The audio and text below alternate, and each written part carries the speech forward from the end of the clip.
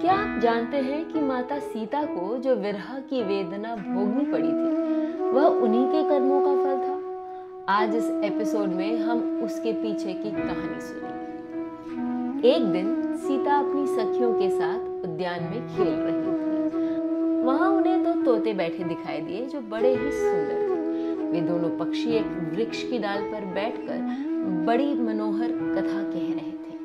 इस पृथ्वी पर श्री राम नाम से प्रसिद्ध एक बड़े सुंदर राजा होंगे। उनकी महारानी का नाम सीता होगा।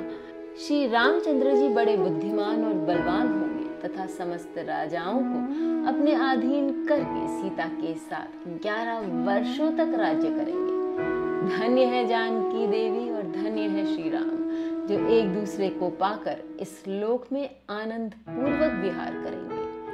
तोते के मुंह से ऐसी बात सुनकर सीता ने सोचा, ये दोनों पक्षी मेरे ही जीवन की कथा कह रहे हैं, इन्हें पकड़कर सभी बात पूछूं। ऐसा विचार कर उन्होंने सखियों से कहा, ये देखो, इस पर्वत के शिखर पर जो वृक्ष है उसकी डाली पर दो पक्षी बैठे हैं। ये दोनों बहुत सुंदर हैं। तुम लोग चुपके से जाकर इनको पकड़ लाओ।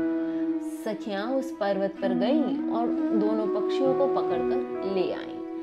सीता ने उन्हें हाथ में लेकर प्यार किया और आश्वासन देते हुए कहा, देखो, डरो नहीं, तुम दोनों बड़े सुंदर हो। मैं ये जानना चाहती हूँ कि तुम कौन हो और कहाँ से आए हो।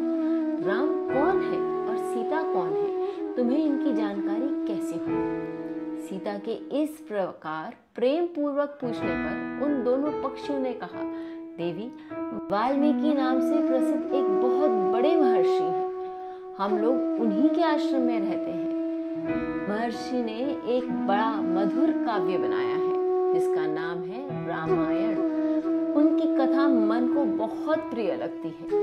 महर्षि अपने शिष्यों को रामायण पढ़ाते हैं और सदा उसके पाद्यों का चिंतन करते रहते हैं। प्रतिदिन सुनते सुनते हमें भी उनकी बातें बहुत कुछ मालूम हो गई हैं। हम तुम्हें राम का परिचय देते हैं, सुनो। अयोध्या के महाराज दशरथ महर्षि ऋषिंग को बुलाकर उनसे पुत्रेष्टि यज्ञ कराएंगे।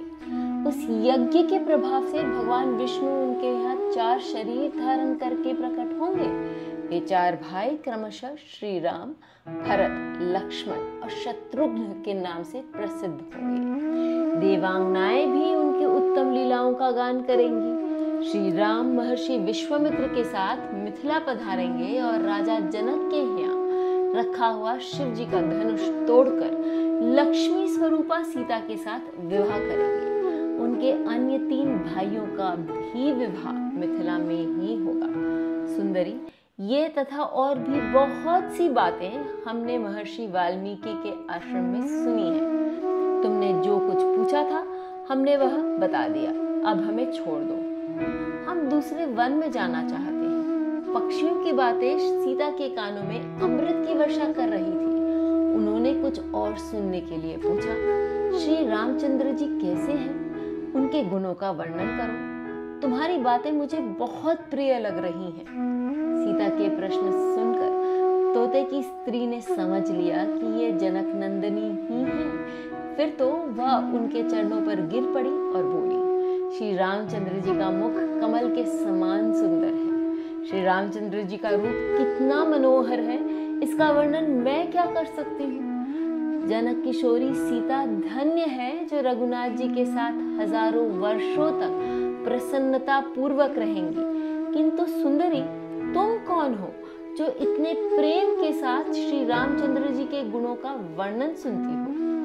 जानकी बोली, तुम जिसे जनक नंदिनी सीता कहती हो मैं वही हूँ। श्री राम ने मेरे मन को अभी से लुभा लिया है।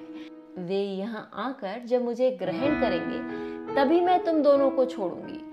तुमने अपने वचनों से मेरे मन में राम जी को पाने का लोभ उत्पन्न कर दिया है। अतः घर में सुख से रहो और मीठे मीठे पदार्थों का भोजन करो। सीता की यह बात सुनकर सुग्गी अनिष्ट की आशंका से कांप उठी और विनती करती हुई बोली, पेड़ों पर रहते हैं और स्वच्छंद विचरा करते हैं। तुम्हारे घर में हमें सुख नहीं मिलेगा। मैं गर्भिणी हूँ, अपने स्थान पर जाकर बच्चे पैदा करूंगी। इसके बाद फिर तुम्हारे पास आ जाऊंगी। तोते ने भी यही बातें कहकर प्रार्थना की, किंतु सीता उस सुग्गी को छोड़ने के लिए उद्यत नहीं हुई। दोनों पक्षी बहुत रोए, गिड़गिड़ाए, किंतु सीता ने बाल हट के कारण उन्हें नहीं छोड़ा। वे वनवासी पक्षियों की हार्दिक वेदना का अनुभव न कर सकी। सुग्गी के लिए पति का वियोग असहाय हो गया था। वह बोली, अरे मुझ दुखनी को इस अवस्था में तू पति से अलग कर रही है, अतः तुझे भी गर्भिणी की दशा में पति से विलग होना पड़ेगा। यह कहकर राम राम का उच्चारण करते हुए सुग्गी ने अपने प्राण त्याग दिए। उसे लेने के लिए एक सुंदर विमान आया और वह दिव्य रूप धारण करके उस विमान के द्वारा भगवान के धाम को चली गई। पत्नी के वियोग में तोते ने भी देह त्याग दिया। वह इस वैर का बदला लेने के लिए अयोध्या में धोबी के रूप में प्रकट हुआ। इस प्रकार विदेह नंदिनी सीता के जीवन में आने वाले विरह दुख का बीज उसी समय पड़ गया।